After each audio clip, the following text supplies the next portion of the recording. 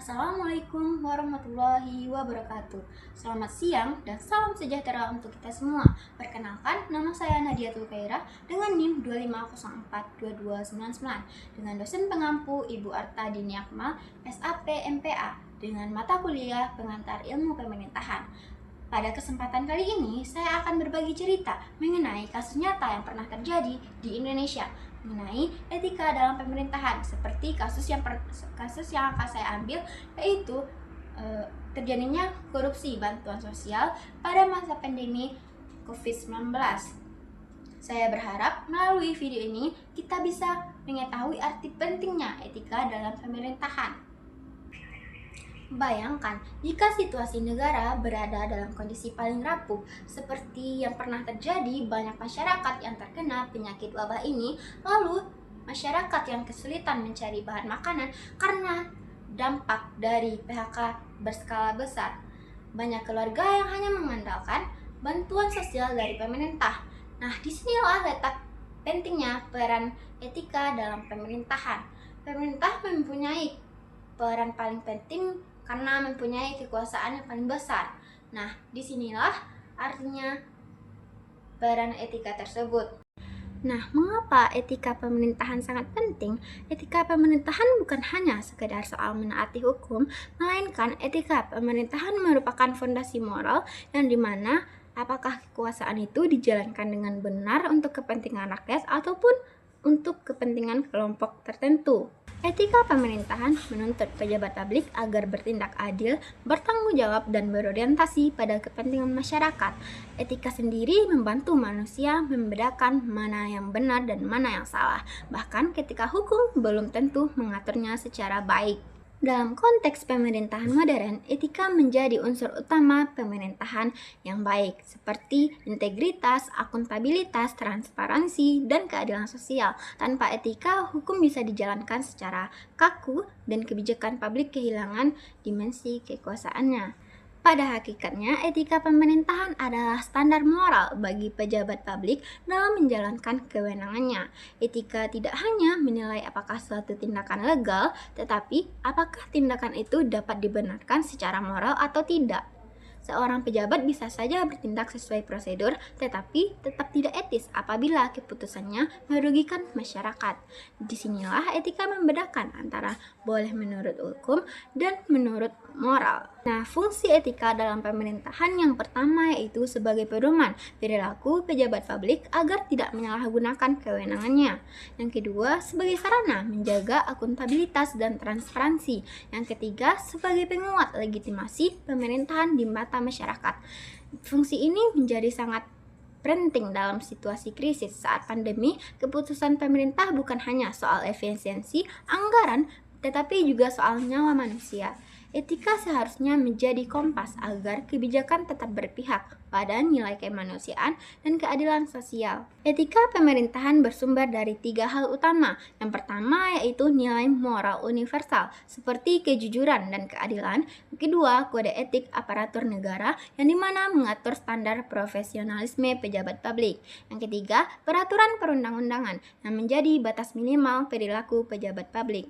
Namun, persoalannya muncul ketika hukum dipatuhi secara formal, tetapi nilai moral diabaikan. Dan inilah yang tampak terjadi dalam salah satu kasus paling miris selama pandemi COVID-19 tahun 2020. Nah, pada kali ini saya akan membahas kasus yang dimana pada tahun 2020 pandemi COVID-19 sedang melanda dan terjadinya korupsi bantuan sosial. Saat jutaan rakyat Indonesia berjuang bertahan hidup, pemerintah mengalokasikan anggaran yang sangat besar untuk bantuan sosial. Program ini seharusnya menjadi bentuk kehadiran negara di tengah penderitaan rakyat. Namun, yang terjadi malah justru sebaliknya. Pada Desember 2020, Komisi Pemberantasan Korupsi menetapkan Menteri Sosial yaitu Juliari Batubara sebagai tersangka kasus korupsi bantuan sosial COVID-19. Anggaran bansos yang dinilai mencapai sekitar 5,9 triliun ternyata diselewengkan melalui praktik suap dan penarikan fee dari setiap paket sembako. Bayangkan, dari setiap paket bantuan senilai 300.000 dipotong menjadi 10.000 rupiah. Uang yang seharusnya digunakan untuk membeli kebutuhan rakyat justru mengalir ke kantong pejabat publik.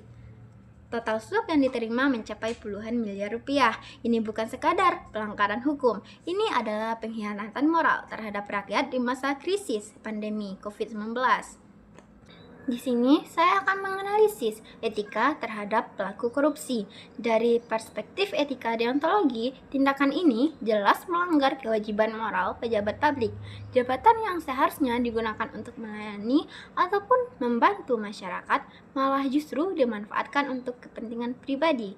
Dari sudut pandang etika teologis, korupsi bansos juga tidak dapat dibenarkan karena dampak buruknya jauh lebih besar dibandingkan manfaat yang diperoleh pelaku. Kerugian tidak hanya bersifat material, tetapi juga sosial dan psikologis bagi masyarakat. Meskipun pengadilan menjatuhkan hukuman pidana, banyak pihak menilai bahwa sanksi tersebut belum sepenuhnya sebanding dengan penderitaan yang telah ditimbulkan kepada masyarakat.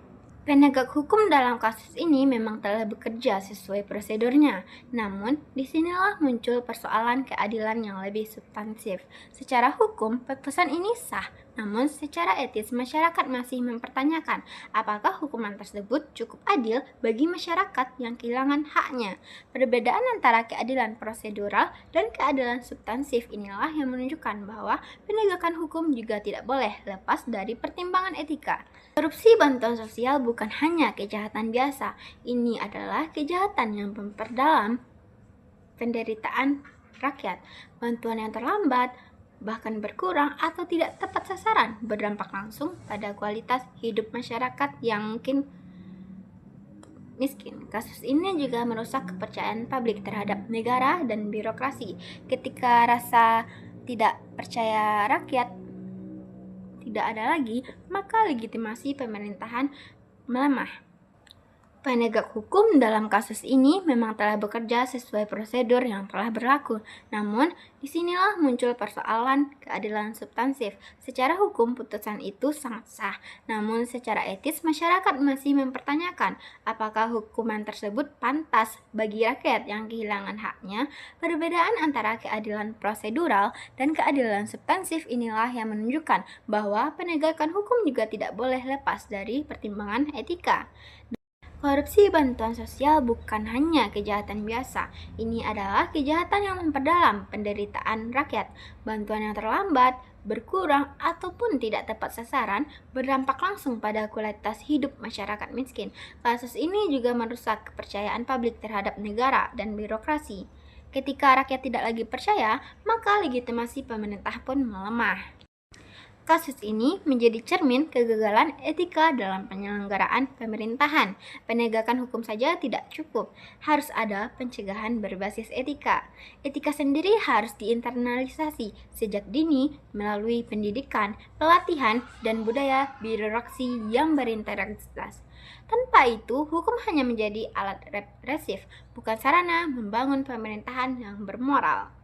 Kesimpulan yang telah saya bahas yaitu korupsi bantuan sosial COVID-19 menegaskan bahwa keberhasilan pemerintahan tidak hanya diukur dari kepatuhan terhadap hukum, melainkan juga dari kemampuan menjunjung nilai etika, keadilan, dan kemanusiaan. Kasus ini mengajarkan kita bahwa dalam situasi krisis, etika pemerintahan bukan hanya pilihan, melainkan keharusan. Tanpa etika, kekuasaan berubah menjadi ancaman dan negara kehilangan makna kehadirannya bagi rakyat. Pada akhirnya, pertanyaannya bukan hanya apakah kebijakan ini sah menurut hukum, melainkan apakah kebijakan ini adil, manusiawi, dan bermoral, karena disitulah esensi sejati dari etika pemerintahan. Sekian pembahasan yang saya jelaskan hari ini. Jikalau ada kata-kata yang salah, mohon dimaafkan. Wabillahi taufiq wal hidayah. Wassalamualaikum warahmatullahi wabarakatuh.